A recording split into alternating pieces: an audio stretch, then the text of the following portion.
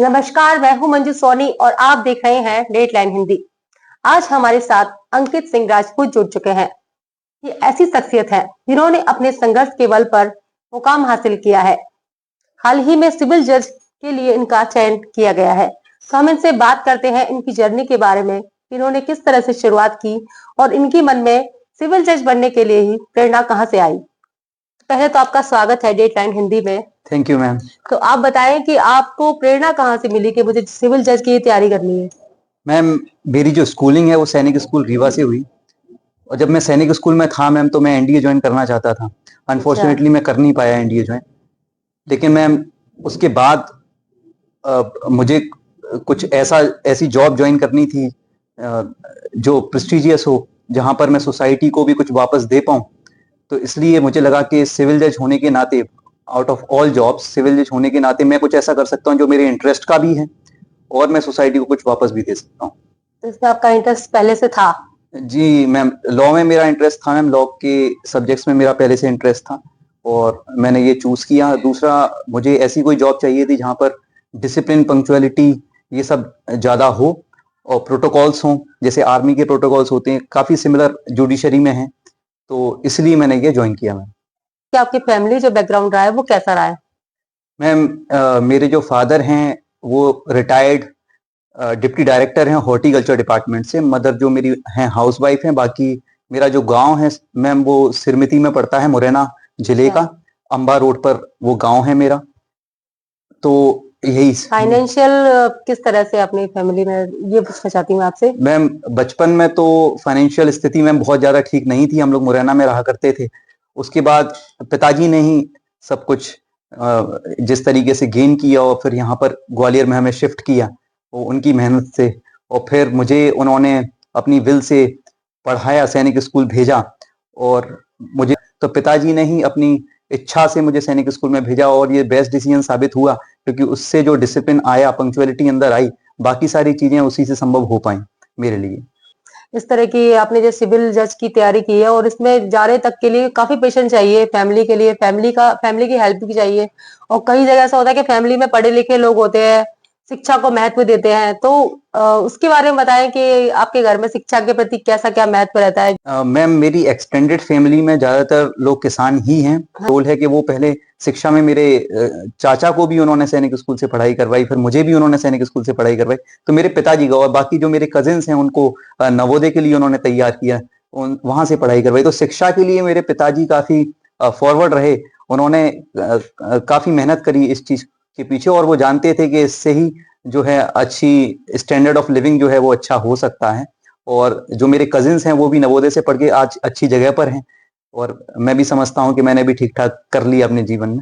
Ma'am, पूरा support मेरे पिताजी का रहा इस चीज को लेकर कि सैनिक स्कूल के बाद भी मुझे क्या स्ट्रीम चूज करनी है। इस पर मेरे पिताजी ने मुझे कोई रोक नहीं लगाई। कभी भी कोई काम करने के लिए उन्होंने मुझे रोका नहीं। तो इसलिए मैंने जब लॉ चूज किया तो उन्होंने इस चीज पर कोई आपत्ति नहीं जताई। तैयारी के लिए मुझे स्टार्टिंग में इंदौर भेजा। तो मेरे पिताजी हमेशा मेरे समर्थन में रहे। मैं जो भी करना चाहा वो उन्होंने करने दिया। ये उनका बहुत बड़ा जो है योगदान रहा। सिलेक्ट ना हो पाए हो तो इस वक्त मनोबल गिर गया हो कि मुझे ये नहीं करना है, मुझे कुछ और ही करना है। बच्चे क्या इस समय थोड़ा सा उनका मतलब विचार जो रहते हैं ना, तो एक बदलते रहते हैं इस समय, आज की जनरेशन या युवा पीढ़ी को देखते जाए। तो उनके लिए आप क्या बोलना चाहेंगे कि आपके साथ में कभी ऐसा हुआ हो, कोई डिमोटिवेट हो जाते हैं पढ़ते पढ़ते, यार नहीं हो पा रहा, क्या करें, आगे दूसरा कुछ करेंगे, तो ऐसा कुछ हुआ आपके साथ में कभी? मैं बिल्कुल ठीक बात है आपकी, लेकिन मेरे साथ में ऐसा नहीं हो पाया। अच्छा। इसलिए क्योंकि मैं हमेशा मोटिवेटेड रहा। वो बस वैकेंसी की कमी थी जो कभी मिल नहीं रही थी मुझे वैकेंसी। कोविड के बाद 2 बार आई वैकेंसी, उस दोनों में ही मैंने इंटरव्यू दिया। मेरी वाइफ ने भी मेरे साथ लास्ट टाइम इंटरव्यू दिया था और कभी ऐसा हुआ नहीं। मैंने कॉलेज पूरा करने के बाद, अपनी डिग्री पूरा करने के बाद एलएलएम ज्वाइन किया और एलएलएम के साथ में मैंने तैयारी की। तैयारी के साथ मेरी जो मुलाकात है एलएलएम के टाइम पर मेरी वाइफ से हुई, वो उन्होंने काफी मोटिवेट किया मुझे सिविल जज की तैयारी के लिए। वो भी खुद कर रहे थे तो उन्होंने मुझे मोटिवेट किया। हमने साथ में तैयारी शुरू करी और फिर जब लगा कि तैयार हैं हम, तो फिर इतनी ज्यादा अपॉर्चुनिटी नहीं मिली, वैकेंसी आई नहीं पेपर देने के लिए। इंतजार तो कर रहे थे आप लोग? हाँ, एक मैंने अटेम्प्ट फिर साथ में दे दिया, उसमें हो नहीं पाया। लेकिन फिर वैकेंसी नहीं आई तो फिर हमने कोचिंग पढ़ाना शुरू किया और अच्छा। हम सिविल जज की कोचिंग देने लग गए और लगभग तभी से लेकर अभी तक हम साथ में, मैं और मेरी वाइफ साथ में कोचिंग पढ़ाते हैं। और उसके साथ हमने एमआईटी यूनिवर्सिटी ज्वाइन किया एज अ गेस्ट फैकल्टी। अच्छा। उसके बाद फिर मैं जीवाजी यूनिवर्सिटी में चला गया गेस्ट फैकल्टी के तौर पर। मेरी वाइफ अब प्रेस्टीज इंस्टीट्यूट में असिस्टेंट प्रोफेसर के पद पर हैं। और कोई डीमोटिवेशन तो मैम एज सच कभी हुआ नहीं लाइफ में। मुझे ये श्योर था कि अगर एक बार मौका मिलेगा तो मैं जरूर उसको निकाल दूंगा। लास्ट टाइम मैंने, मेरी वाइफ ने, दोनों ने इंटरव्यू दिया था। इस बार वो मेरी वाइफ एलिजिबल नहीं थी, मेरा हो गया, लेकिन नेक्स्ट टाइम मेरी वाइफ भी जरूर इस एग्जाम को क्रैक कर लेंगी।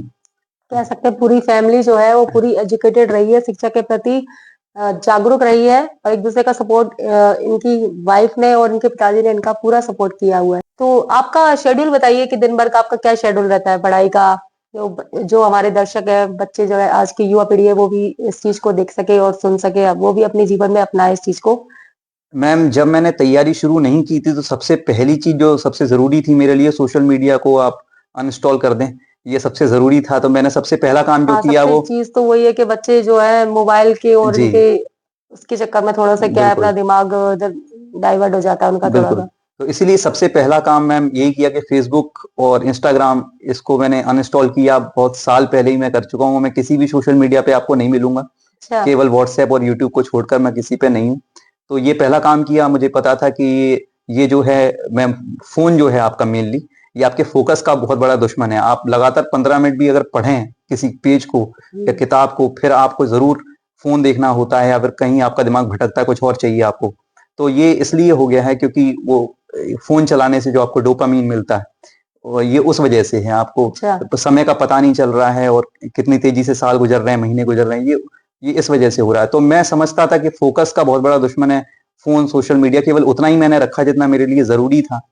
और पहला काम ये। उसके बाद मैम जब तैयारी मैंने शुरू की तो रूटीन मेरा ऐसा होता था मैम कि कुछ बता नहीं सकते, कि सुबह से लेकर शाम तक हो जाती थी पढ़ते पढ़ते और पता नहीं चलता था कि समय कहाँ जा रहा है। तो वो समय था मैम जहाँ पे बहुत तैयारी करी। फिर उसके बाद जब मैं जॉब में आ गया और कोचिंग वगैरह पढ़ने लगा तो मैम रूटीन काफी चेंज हो गया मेरा। लेकिन जितना मैं पढ़ चुका था, जो मेहनत मैंने पहले कर ली थी, उसका मुझे हमेशा बेनिफिट मिलता रहता है, आज तक भी कहूँ जी। तो जो इंटरव्यू में जो सवाल रहते हैं तो थोड़ा सा आप बताइए कि काफी सारे जो स्टूडेंट्स होते हैं थोड़ा सा घबराते हैं कि किस तरह से क्वेश्चन होंगे, नर्वस हो जाते हैं। तो इंटरव्यू जो रहता है वो किस तरह से रहता है? मैम जो जुडिशरी का इंटरव्यू होता है वो हाई कोर्ट के सिटिंग जजेस जो हैं लेते हैं। और इंटरव्यू मेनली लॉ बेस्ड ही होता है। प्रैक्टिकल क्वेश्चंस उसमें पूछे जाते हैं, जो जरूरी नहीं कि आपके डायरेक्ट बेस्ड ही हो, जो आपने किताबें पढ़ी हैं उस पर बेस्ड हो।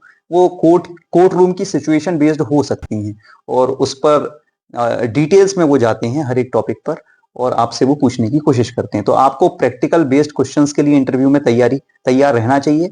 और मैं समझता हूँ इसमें बहुत बड़ा योगदान रिटायर्ड जस्टिस मुदगल सर का था, जो जिनके पास मैं गया था इंटरव्यू की कोचिंग के लिए।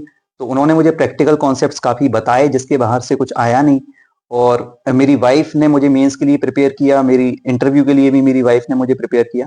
तो उनका भी काफी बड़ा इसमें योगदान था। पूरा प्रिपरेशन जरूरी है इंटरव्यू के लिए। जी थोड़ा सा उनको बताएं कि अगर वो लक्ष्य के प्रति समर्पित नहीं होंगे तो वो आगे बढ़ नहीं सकते, इस चीज में कामयाब नहीं हो सकते। तो बिल्कुल थोड़ा आप ये बताइए कि किस तरह से कामयाब होने के लिए उन्हें अपने लक्ष्य के प्रति किस तरह समर्पित होना पड़ेगा? मैम, किसी भी कंपटीशन एग्जाम की तैयारी के लिए आजकल जो जरूरी हो गया है वो है डिवोशन। बिल्कुल। आपको बिल्कुल समर्पित होना पड़ेगा उस कंपटीशन की तैयारी के लिए। और दो नावों में पैर एक साथ ना रखें, ये मेरा सुझाव है बच्चों को। कि अगर आप एक एग्जाम की तैयारी कर रहे हैं तो जब तक आप इतने तैयार ना हो जाएं उस एग्जाम के लिए कि कल को वैकेंसी आ जाए और आप उसको क्रैक कर लें, इतने अगर आप तैयार ना हो जाएं तो दूसरा वाला एग्जाम या दूसरे की प्रिपरेशन पर ध्यान ना दें। अगर आप एक के प्रति फोकस हैं तो जरूर आपको उसमें सफलता मिल जाएगी, ये तय बात है। दूसरा ये कि आप कॉम्पिटिटिव एग्जाम्स की तैयारी के लिए जरूरी है वो कंसिस्टेंसी आपकी पढ़ाई में और पेशेंस। ये दो बहुत जरूरी चीज हैं। कंसिस्टेंसी का मतलब ये नहीं कि एक आध दिन आपकी छूट गई तो आपकी कंसिस्टेंसी टूट जाएगी, एक आध दिन आप नहीं पढ़ पाए तो। अगर आपका टाइम टेबल फॉलो नहीं भी हो पाया, एक दिन, 2 दिन, एक हफ्ते भी, तो भी आपको आपका जो मेंटल ब्रेकडाउन है वो नहीं होना चाहिए। आपको वापस से उस टाइम टेबल पर आना चाहिए और वापस से फॉलो करने की कोशिश करनी चाहिए, क्योंकि सबके साथ ऐसा होता है, आप कोई एक्सेप्शन नहीं होंगे अगर आपके साथ ऐसा हो रहा होगा। तो आप इंसान ही हैं और हम जैसे इंसान ही, आपके मेरे जैसे इंसान ही सफलता प्राप्त करते हैं। रखेंगे अपनी पढ़ाई में उतना आपको फायदा है, और साथ में आपको पेशेंस रखना होगा। हो सकता है कि आपको एक बार में सफलता प्राप्त ना हो, 2 बार में ना हो, लेकिन ये आप समझ लीजिए कि आप पिछले वाले एक्सपीरियंस से हमेशा सीखकर आगे इंप्रूव ही करते हैं। आपका नेक्स्ट अटेम्प्ट पहले वाले अटेम्प्ट से बेहतर ही होता है, ये आप समझ लीजिए। और अगर आप करीब तक पहुंचे हैं तो तय बात है कि अगली बार आपको सफलता मिलने वाली है, आप बहुत पास हैं उस सफलता के। तो इसलिए आप कंसिस्टेंसी बनाए रखिए और आप पेशेंस रखिए। अगर ये 2 चीजें हैं तो आपको सफलता मिल जाएगी। लेकिन अगर आपने पेशेंस या कंसिस्टेंसी दोनों में से कुछ भी लूज कर दिया या इधर उधर आप निकल गए, तो फिर आप बाद में पश्चाताप ही कर पाएंगे, रिग्रेट ही कर पाएंगे इस चीज के लिए कि आप काश थोड़ा और लगे रहते उसमें, तो आपको जरूर सफलता मिल पाती। तो उस इंटरव्यू में मैं काफी नर्वस था, उसकी वजह से मैं ज्यादा कुछ बोल नहीं पाया वहां पर। तो जरूर उसका नुकसान मुझे पहले इंटरव्यू में उठाना पड़ा। मैं कहना चाह रही थी। और अगला इंटरव्यू जो मैंने दिया मैम, सेकंड इंटरव्यू, इस बार का जो इंटरव्यू था मैम, वो उसमें मैं बिल्कुल भी नर्वस नहीं था। उसमें मैं काफी कॉन्फिडेंट रहा थ्रू आउट इंटरव्यू, और मेरे ख्याल से इस चीज का काफी प्रभाव पड़ा होगा जरूर। तो बच्चों से बस मेरी यही है कि देखिए, नर्वसनेस आप वैसे तो जीवन में आपके होती नहीं है, वो घबराहट जो है वो सिचुएशन बेस्ड है, वो रियल नहीं है। वो जो घबराहट आपको होती है वहां पर जाकर, वो रियल नहीं है। आपको क्या करना चाहिए कि जैसे आप हैं आपको वैसा ही रहना चाहिए। आपको लगना चाहिए कि आप चलते फिरते गए और आप इंटरव्यू देकर आ गए, सवालों का जवाब देके आ गए। इस तरीके से अगर आप सोच के जाएंगे, अपनी मेंटल स्टेबिलिटी ठीक रखेंगे, भक्ति करेंगे, तो मेरे ख्याल से आपका इंटरव्यू जो है अच्छा जाएगा। मैम क्या है कि रूटीन फॉलो करना, जैसे किसी भी कंपटीशन एग्जाम की तैयारी के लिए, उसमें सफलता प्राप्त करने के लिए जो सबसे जरूरी चीज मैं समझता हूं मैम, वो है डिसिप्लिन। अनुशासन अगर आपके अंदर है तो आप कुछ भी कर लेंगे। बाकी अनुशासन के ही पार्ट माने जाएंगे मैम, जैसे डेडिकेशन हो गया, determination, hard work, patience, punctuality, ये सब डिसिप्लिन के अंदर ही आता है। अगर आप में बचपन से अनुशासन रहा है तो जरूर आप सफलता प्राप्त कर लेंगे। उस अनुशासन में से ही आप जो हैं अपना रूटीन फॉलो कर सकते हैं, अपना टाइम टेबल सही सुचारू रूप से फॉलो कर सकते हैं। और इसलिए योगा प्राणायाम का भी थोड़ा बहुत उसमें कहीं योगदान रहता है क्या? हाँ जी, पढ़ाई के लिए जो जैसे मैंने बताया, जैसे मोबाइल फोन आपके फोकस का दुश्मन है, तो फोकस में हम काफी शिफ्ट हो गया है बच्चों का। जो नई जनरेशन है उनको फोकस नहीं रहता अपनी पढ़ाई में। तो मैं ये समझता हूँ कि अगर बच्चे प्राणायाम करें, योगा करें, तो जरूर उससे काफी हेल्प मिलेगी फोकस की वृद्धि में। आप स्पिरिचुअलिटी से कनेक्ट हो सकते हैं, अध्यात्म से जुड़ सकते हैं।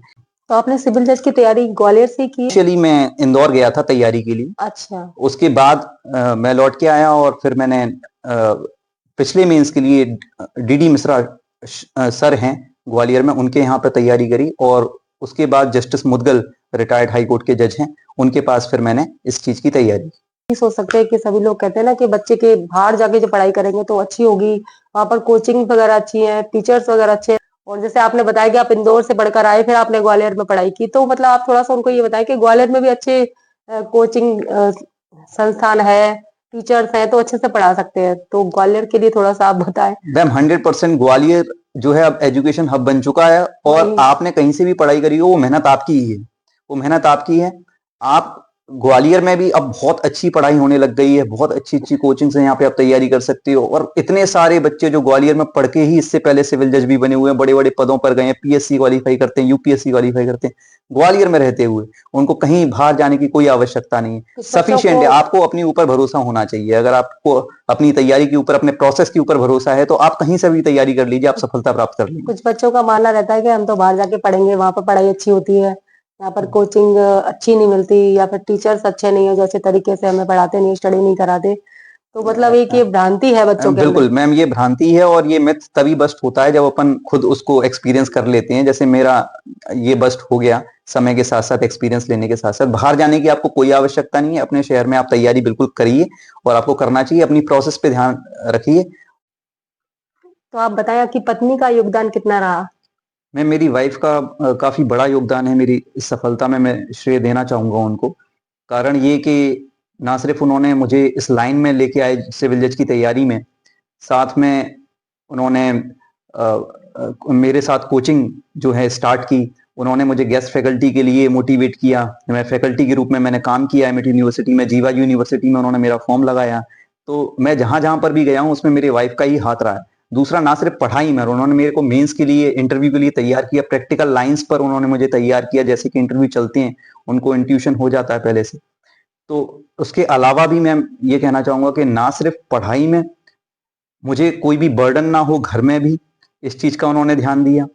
और तीसरा कि मुझे आध्यात्म से उन्होंने जोड़ा, उन्होंने अच्छा। मुझे पूजा पाठ से काफी जोड़ा। मैं उतना ज्यादा जुड़ा हुआ नहीं था ईश्वर से, लेकिन उनका योगदान इसमें काफी रहा कि उन्होंने मुझे आध्यात्म से जोड़ने की कोशिश करी। तो हर तरफ से अगर आप देखें तो जितनी चीजें लगती हैं सफलता प्राप्त करने के लिए, उन सब में मेरी वाइफ का काफी योगदान रहा है। पुरुषों के पीछे पत्नियों का बहुत बड़ा योगदान रहता है, तो आप ये कहीं ना कहीं कहना गलत नहीं होगा कि इनकी पत्नी का उनके ऊपर पूरा, इनके साथ पूरा योगदान रहा है और इनकी सफलता के पीछे उनका पूरा सपोर्ट रहा है। तो ये तो स्टूडेंट्स वाली जो आपने बताई थी, स्टूडेंट्स को किस तरह से अपना शेड्यूल बनाना चाहिए और मनोबल नहीं गिराना चाहिए।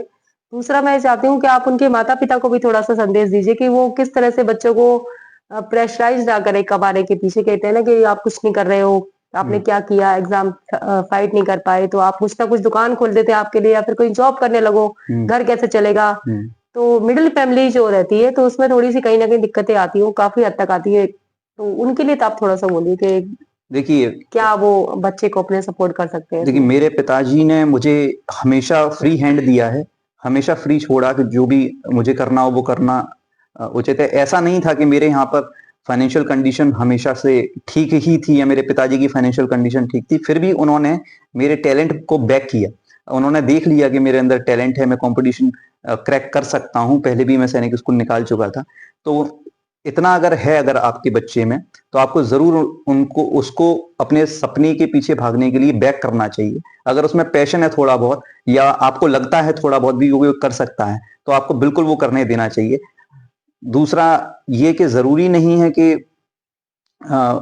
आपकी चॉइस के फील्ड में ही बच्चा जो है वो काम करे। पेरेंट्स के लिए मैं ये कहना चाहूंगा, आप जो चूज करते हैं हो सकता है कि वो अच्छा हो, लेकिन बच्चे का उसमें इंटरेस्ट अगर नहीं है तो फिर जबरदस्ती उसमें मेहनत करने से बहुत ही मुश्किल हो जाता है सफलता प्राप्त करना। एक तो ये है कि ये इस प्रकार से हो जाएगा कि बच्चा लगातार उसमें लगा हुआ है, फिर भी सफलता नहीं मिलती है कई सारे बच्चों को। आपने ऐसा देखा होगा।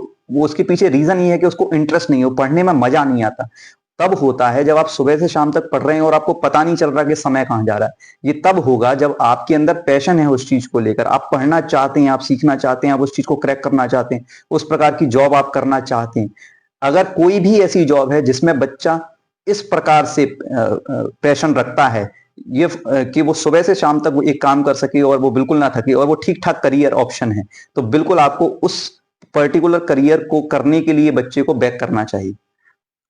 आपका बहुत बहुत धन्यवाद जो आपने डेडलाइन हिंदी पर हमारे कार्यक्रम में हमारा साथ दिया और हमें इतनी अच्छी इंफॉर्मेशन दी है आगे बच्चों को पढ़ने के लिए। तो मुझे भी उम्मीद है कि हमारे दर्शक भी इसको देखकर इनसे बहुत कुछ सीखेंगे और अपने करियर के बारे में अपना करियर अच्छी तरह से चुनाव करेंगे। तो आपका बहुत बहुत धन्यवाद। इसी तरह से हम और शख्सियत से आपसे मिलाते रहेंगे। तब तक के लिए धन्यवाद। नमस्कार।